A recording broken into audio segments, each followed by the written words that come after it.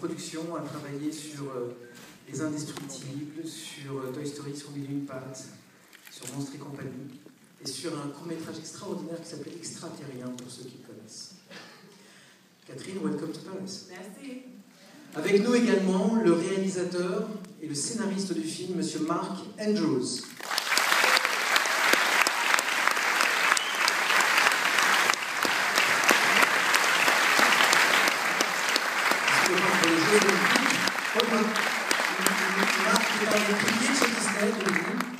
Mark est un des piliers de Pixar, pardon. Il est chez Pixar depuis 12 ans maintenant.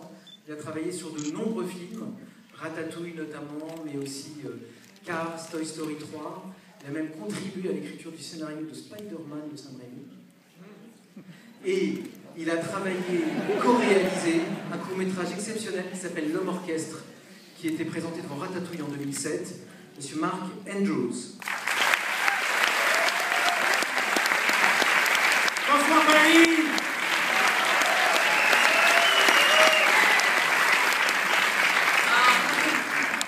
Mon français c'est très terrible, mais merci beaucoup pour coming together pour les premiers tous ici. Votre première présentation rebelle de Disney Pixar.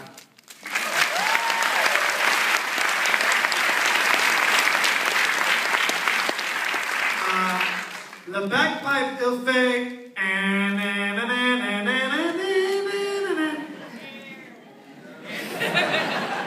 You'll see. We're so happy to be here in Paris. We love Paris. We love France. This is the birthplace of film. You guys know your cinema, so we're very happy to come here tonight and share with you this first screening here in your country of Rebelle.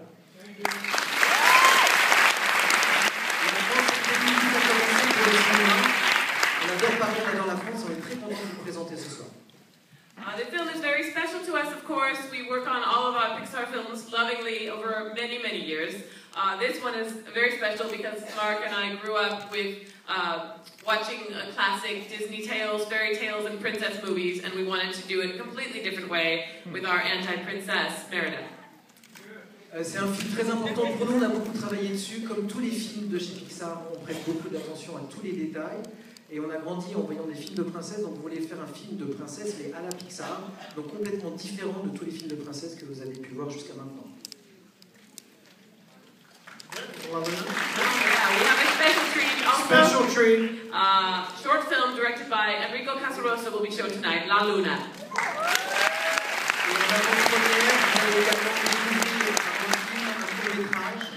Qui s'appelle La Luna. So sit back, relax, enjoy the movie, and we'll be back after the show to answer some questions, right? Tout à fait. À la fin de la projection, vous restez dans la salle, parce que Marc et Catherine reviendront pour répondre aux questions que vous aurez. Bonne projection. As a producer, I would like to know really the challenges. Is my mic okay? Well, yes. No? Yeah, it is. So what were the challenges that you met? How brave did you have to be?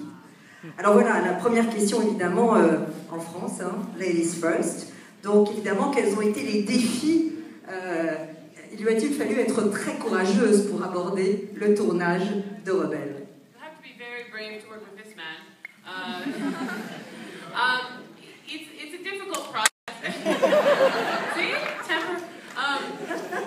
It's a difficult process. It takes many years. We began our research in Scotland in 2006, and now 6 years later, the film is coming out. So it definitely is a long creative process. And we never stop trying to make the story better, and that's very difficult. But there obviously is the reward in the level of passion we have for the story we're telling. All right. Alors voilà, c'est vrai que d'abord, vous l'avez compris, c'est très compliqué de travailler avec cet homme-là. Il a du tempérament. Non, en réalité, évidemment, c'est un processus assez long et difficile. il est complexe puisqu'il a duré pendant des années, puisque nous avons fait notre premier, en quelque sorte, voyage de recherche, de documentation en Écosse en 2006. Et vous voyez, nous sommes en 2012 et vous venez de voir donc le résultat de ce processus créatif. Mais on a beaucoup évidemment passé de temps à travailler sur l'histoire, sur les personnages, avec passion. Et évidemment, notre récompense, c'est de voir le film aujourd'hui avec vous ce soir. Well, now we know you have a bad temper, but apart from that, I mean, Mark, what was really your vision of Brave before, when you came along, and when did you come along, obviously? Alors voilà, cette fois-ci, la vision, bien sûr, du réalisateur lui-même.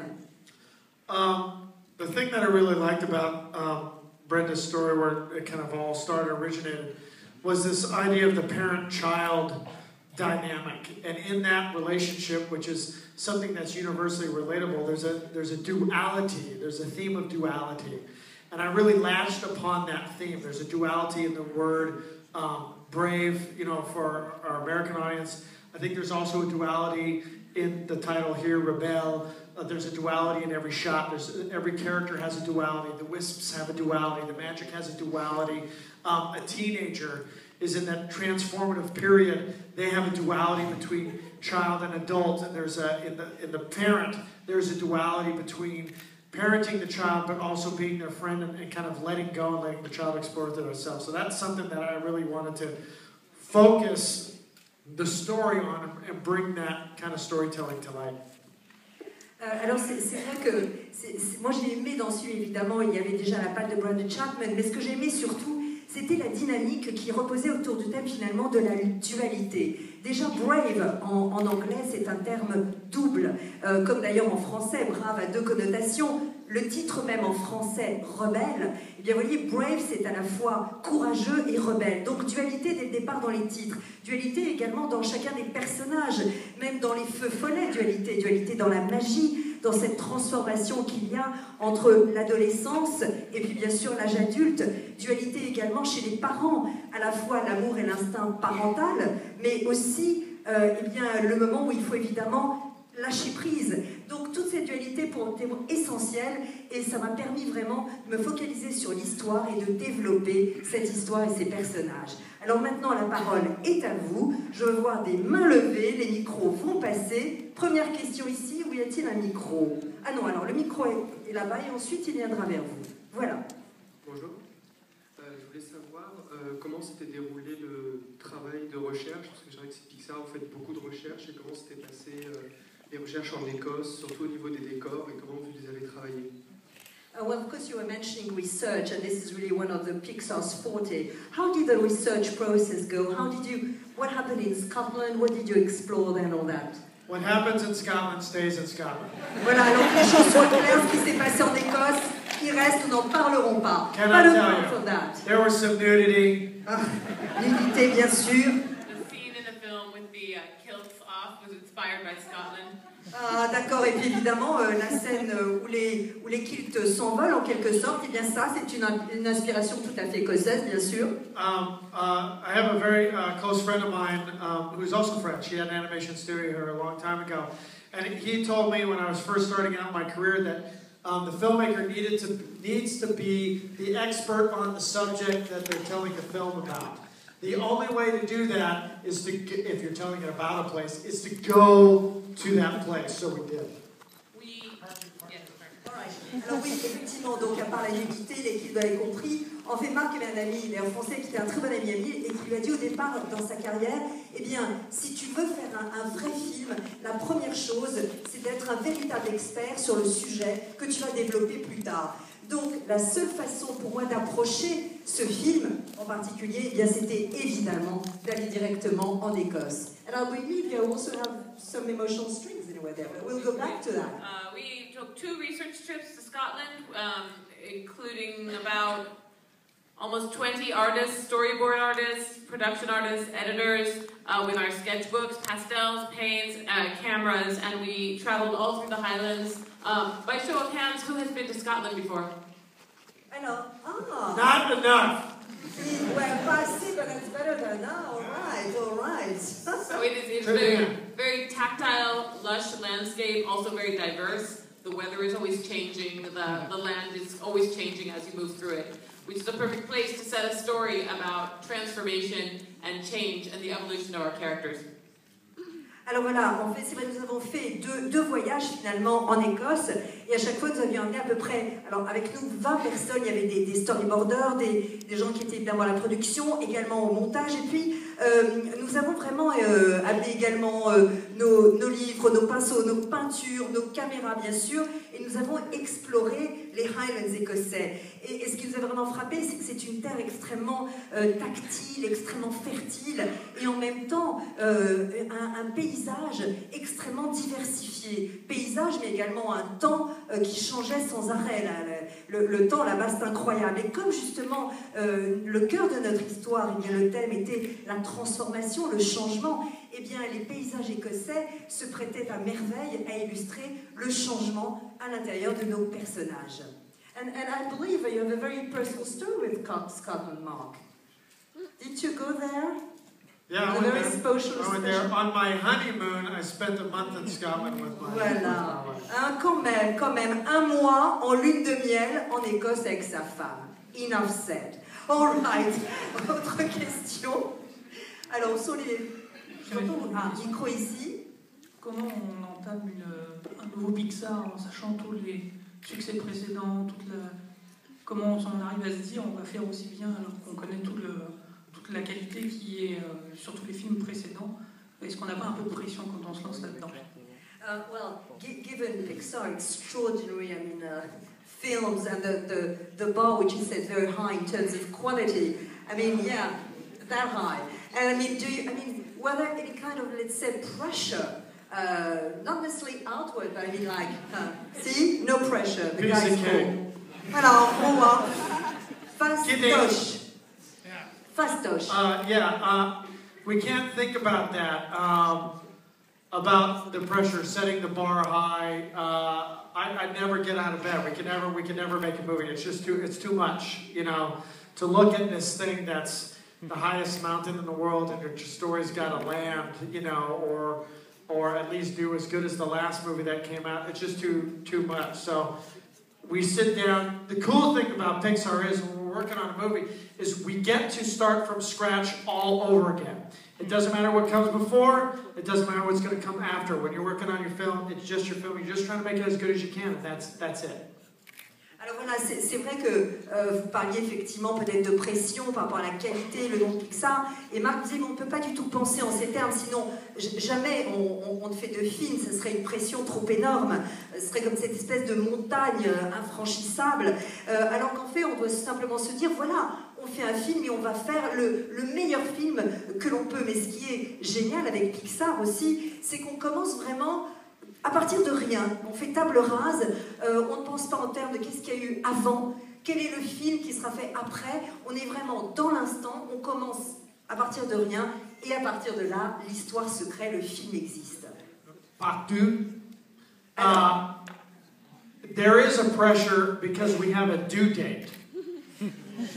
Right? So you got to get the movie done. At the end of the day, it's a business, and we're putting a product on. And I think we have to make a product. And I think that's a make or break for a lot of directors, and that in and of itself, to be artistic and creative within these parameters is the most important thing for an artist, is to have those parameters. Because if you could do it in that amount of time, that's a kind of, that's good.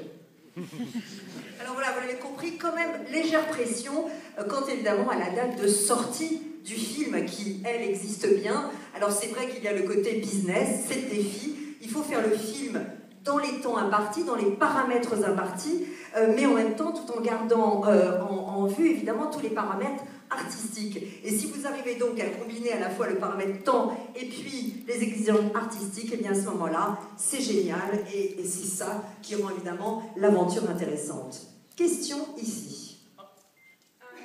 Bonsoir. Avant de poser ma question, je voudrais d'abord féliciter toute l'équipe de réalisation pour le film. Parce qu'en fait, c'est très rare qu'il y ait des films, surtout quand c'est Disney, personnellement je trouve, où les filles aient une telle place, où elles sont un personnage principal, et même quand c'est un personnage principal en général, dans ce genre de dessin animé, elle finit toujours par se marier, trouver le prince charmant, l'amour, faire des enfants. Et pour une fois, on sort vraiment de ça, et j'ai trouvé ça vraiment formidable. Et on sort vraiment des rôles stéréotypés, et je trouve que c'est vraiment très important pour... Et vous avez raison. J'ai pas fini, je voulais dire une autre chose, et je voulais vous remercier aussi de la manière dont vous avez traité la question du mariage forcé, parce que vous êtes allé un peu dans le fond, c'est-à-dire montrer comment... Continuez, ne laissez pas intimider. Oui, merci. Montrer comment on lui pose ça comme un fait accompli, on lui apprend ça au dernier moment. Il y a tout le chantage familial, il y a aussi toute la contrainte physique, donc je trouve ça vraiment... je trouve ça bien parce que vous êtes allé aussi au fond des choses. Et je trouve que ça peut être vraiment un outil de prévention par rapport à la question du mariage forcé dès le plus jeune âge en fait. Et je voulais vous poser une question par rapport à ça, c'est comment ça se fait que vous ayez traité en fait ces sujets-là, quelle discussion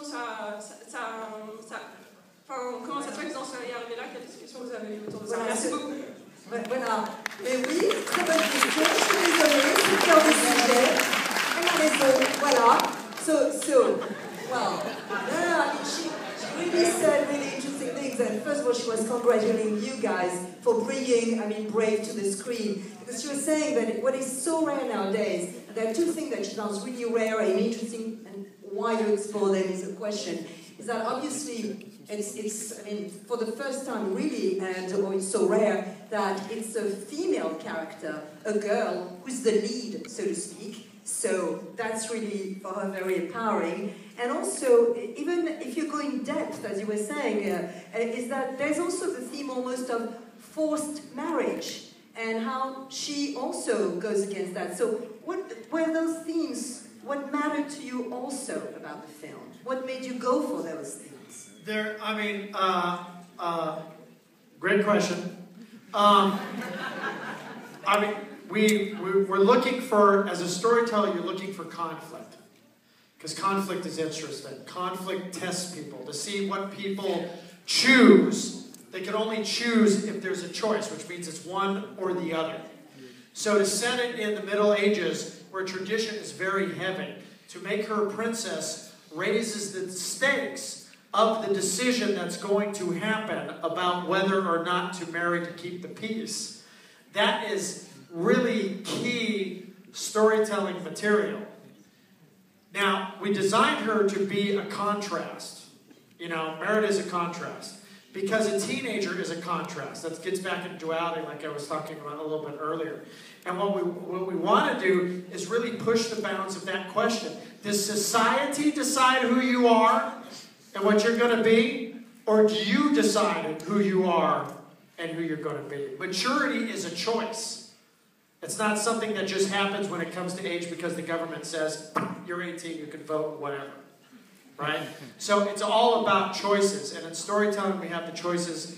That creates a conflict. And we explore all those aspects, not just one, many. Alors voilà, donc d'abord, très bonne question. C'est vrai que du point de vue tout simplement narratif, eh bien ce qui est important, c'est que le conflit, évidemment, est le seul moyen, enfin un moyen en tout cas très fort pour tester finalement qui on est et qui sont les personnages. Donc il faut, dès qu'il y a un choix, eh bien il faut que ce choix soit vraiment signifiant et important. En tout cas, c'est comme ça que nous l'avons vu. Et comme au Moyen-Âge, évidemment, le poids de la tradition était énorme, eh bien sa décision et son choix, le choix de Mérida, est d'autant plus important qu'il va impliquer évidemment des conséquences très importantes, en particulier la paix ou la guerre. Donc soudain, au niveau de la narration, nous avons un conflit puissant. Et Mérida est tout en contraste. Je vous l'ai dit tout à l'heure, c'est le thème de la dualité, de l'adolescence. Et donc, la question fondamentale qu'elle pose, et que vous, bien sûr, vous avez soulevée, c'est que voilà, jusqu'où allons-nous? Est-ce que c'est la société qui va décider de nos choix, de notre vie, de nos chemins, ou bien est-ce que c'est nous qui sommes les maîtres de ces choix et de ces destins? Donc, en réalité, la maturité est un choix en elle-même. Et c'est pas parce qu'un gouvernement vous octroie le droit de vote, que vous êtes dissident, etc., que vous êtes mature. Donc vraiment, au cœur de ce film, il y a la thématique du choix et donc de l'exploration de tous ces aspects, effectivement, que vous avez soulevés. Voilà. Autre... Oui.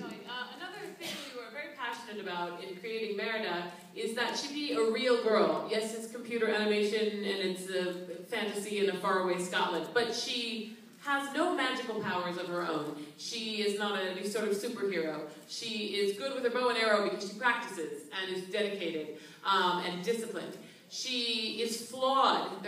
She is not perfect and she makes some big mistakes. She creates her own problems. She has to solve her own problems. She's difficult to get along with, obviously for her mother, and she causes a great rift. We wanted to create somebody who was rounded and had, some real adolescent qualities rather than someone perfect, where the circumstances around her were the problem. And so that was a point of great importance. Come on, Catherine, what did your mom say? Well, my mother cried, but I don't know if she was crying because of the theme of the film or because she was proud of me. So, but she's very sweet. She said she cried. What did your mom say? My mom stayed up with us after the premiere in LA and just drank. So I think that was a good thing. Donc vous l'avez compris, deux réactions très opposées. La maman de Catherine, eh bien, elle a pleuré. Alors je ne sais pas si elle a pleuré à cause évidemment de l'émotion et des thèmes du film, ou bien parce qu'elle était fière de moi. En tout cas, elle a pleuré. Quant à la maman de Marc, vous l'avez compris, elle a bu tout le temps. D'accord, so she was totally pissed at the end of Brave. All right, the way to see it. So I love you, I'm so proud of you. Voilà, hein? En Scottish accent dans le texte. Alors, the second part of the question, well, obviously because it's such a privileged relationship. I mean, what about the dads? I mean, are they a bit like sort of jealous when they see that you privilege the mother-daughter relationship, according to the gentleman anyway? Well, we actually, we've been very gratified with the response from the few audiences that have seen it and the audiences in the United States who have already seen it, that they feel that it's relatable as a parent-child relationship, be it father-daughter, mother-daughter, mother-son, any of that, because it's still about the child and parent of any gender. Oui, alors en fait, nous avons vu, parce qu'évidemment le film est sorti aux États-Unis, d'ailleurs il cartonne comme numéro 1, et tout le monde, et les gens qui l'ont vu ici, disent mais finalement, ce n'est pas tant le fait d'être une fille ou un garçon, mère, fille, etc. C'est avant tout les relations parents-enfants, c'est le lien parental lui-même qui ici évidemment est exploré. Voilà, autre question, où est le micro? Là-bas. Bonsoir. J'aurais une question sur le déroulement de la collaboration avec Patrick Doyle, le compositeur du film. Right, so let's talk music. What about Patrick Doyle? What's his input to the music? How did you work with it? With him and with the music? Patrick Doyle is fantastic. He's been doing films forever. The first film that I ever encountered his music on, I was still in high school, was Henry V. He was just breaking into the business with Kenneth Branagh. He's fantastic to work with. We sat down and we looked at the whole film, and I never once said, music here, music here, music here, music here. I just sat down and explained to him the themes and the motivations of the characters and kind of what I was doing thematically and story-wise to the movie. He went away and came back with all those themes that you heard. So I barely had to do any notes. I mean, it was done. He's fantastic. Alors voilà, en fait, c'est vrai que évidemment, Patrick Doyle, c'est une légende dans le monde de la musique. Et il a rencontré évidemment avec Kenneth Branagh sur Henry V. Donc vraiment, c'est quelqu'un qui a exploré tous les genres. Et ce que j'ai fait avec lui, c'est que je me suis assise avec lui, on a regardé le film en entier. Et surtout, j'étais pas là en train de lui dire, alors là, je vois de la musique, là, j'en vois pas du tout. Je lui ai simplement expliqué les thèmes, expliqué la façon dont je voyais les personnages, dont je voyais le fil narratif se développer. Et puis, il m'a laissé, il est parti, et quand il est revenu avec tous ces thèmes musicaux. Donc moi, je n'ai franchement rien eu à faire, et il a été absolument extraordinaire. Yeah, I mean, I didn't want, because it's set in Scotland, I didn't want wall-to-wall bagpipes. I said, stay away from bagpipes as much as you can. I want it to sound ancient. you know. So he kind of took that to heart, and all the instrumentation that you hear is this. There's a Carnax in there. There's all different kinds of pipes. There's Uline pipes, which are Irish. There's the penny. I mean, there's all kinds of the Celtic fiddle, Celtic harp. I mean, these stuff and these players that play that traditional music that the London Symphony Orchestra, they also don't do. So it just gave it that right sense of flavor. You know, I think it came across really well. Oui, et puis évidemment aussi, ce que je lui avais dit simplement à un moment, c'est que, bon, surtout pas trop de cornemuse, hein, parce que là on est quand même dans l'instrument ancien, on est au Moyen-Âge, donc effectivement des instruments qui étaient évidemment à l'époque les instruments celtes, la musique celte, c'était ça que l'on voulait, et puisque évidemment on a pris